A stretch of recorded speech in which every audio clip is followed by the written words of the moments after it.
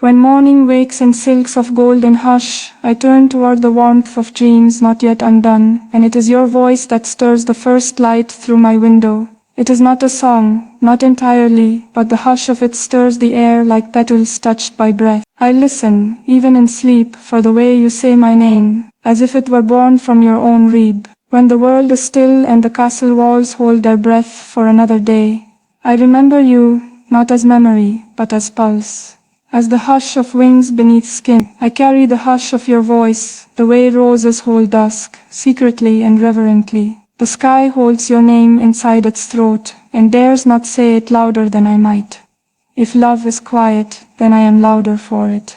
If love is loud, then I am quiet enough to keep it sacred. My soul, still learning its shape beside you, rises like mist to meet you again, and in all ways I wait, not for a prince, not for a promise. I walk through marble halls with eyes lit not by chandeliers, but by the last glance you gave me. The tapestries might speak of war and peace, of lineage and bloodied crowns, but I know only the soft war inside my chest when you are far. What ceremony compares to the hush between our fingers? No oath spoken under stained glass holds firmer than the vow I made in silence. The first time your shadow brushed mine, the world may place gold upon my head and call it duty, but I carry your name like a secret crown where no eye sees. I would trade every corridor of power for the gentle curve of your laughter against my ear. In the echo of my chamber I speak with ghosts who know nothing of the living ache I feel for you, but they nod, kindly, as if they know. As if even centuries gone can understand a girl who falls in love, not with a man of war or words, but with the music that lives only in the way he says goodbye. There are gardens they plant for queens and daughters of legacy, but I have grown my own in the quiet places they never look, where ivy climbs without asking, and your letters are buried like seeds beneath the stone. You say things with ink no prince would ever risk, and yet you send them sealed in wax, defiant and trembling.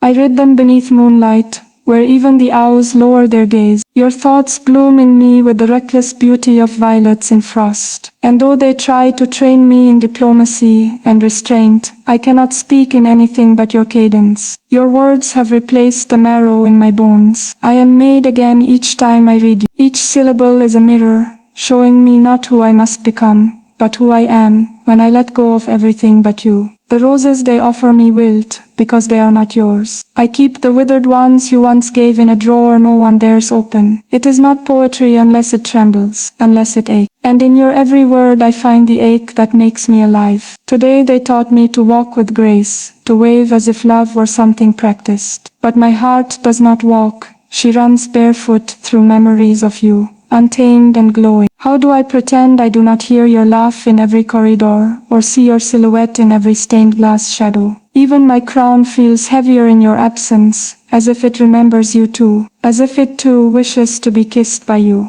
held by you, made light by your gaze. My lessons pause, yet my longing does not. It takes no break, obeys no tutor. It is its own monarch, sovereign and wild, and I, the daughter of kings, bow only to it. When they speak of alliances and futures written in blood, I smile, but within me, there is a revolt. There is your name in every battle cry. If they saw inside me, they would see fire but not of war, not of duty. It is the fire of your fingers on my cheek, of your breath stealing all that once made me afraid. In your arms I am no princess. I am simply the girl who found home where your voice lives. They ask what I see when I look at the stars, and I say destiny, but I mean you, not the prophecy of my birth, nor the weight of ancestral names. Only you, written in constellations, only I seem to see. I once traced them to find my purpose, but now I use them only to count the seconds since you last held my hand. They cannot know that love, not legacy, has redrawn my sky. I have looked upon generals and dignitaries, scholars and kings, but none have moved me like the way you once opened a door,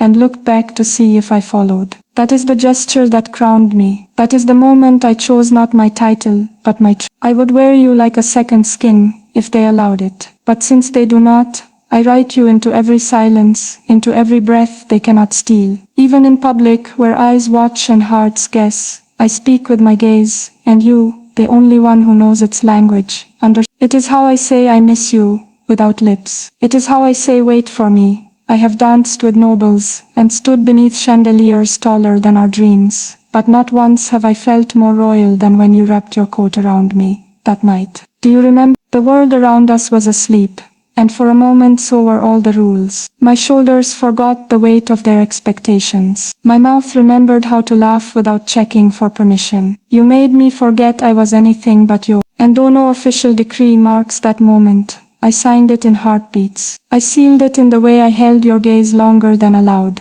If they ever ask what made me real, I will not say duty or bloodline. I will say a touch in winter, a voice in the fog.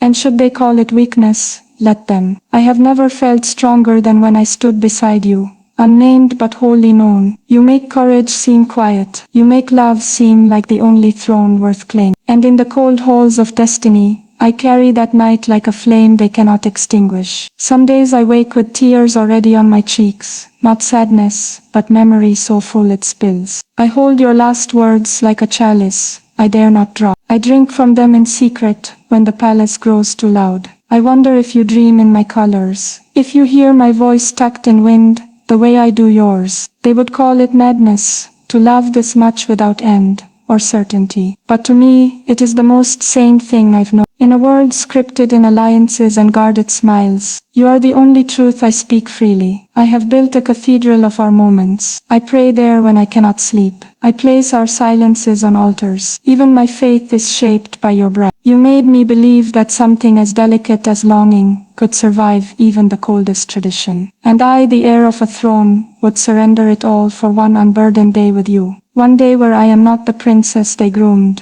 but the girl you saw beneath the surface. The girl you touched like she mattered more than marble, more than majesty. I do not write to be remembered. I write because you exist in me so fully. I must find ways to keep from unraveling. You are not absence, you are echo. You are not gone, you are repeating in every. They say time heals, but I do not wish to be healed from you. I want this love to scar, to tattoo my soul with something so permanent. Even death must pause to read it. I want my bones to carry your laughter like fossilized love. If ever they unearth me, centuries from now, let them find your name etched inside my ribs. Let them ask who he was, this boy the princess loved more than the world. Let them wonder if I ruled wisely. I only care that they know I loved wildly. You are not my chapter, you are my book. And even if the ending never comes, I will write you again and again, in secret pages, hidden beneath court scrolls. They will never find all the ways I loved you, but I do not need the world to know, only you. If I must marry for duty, I will walk the aisle with my head held high,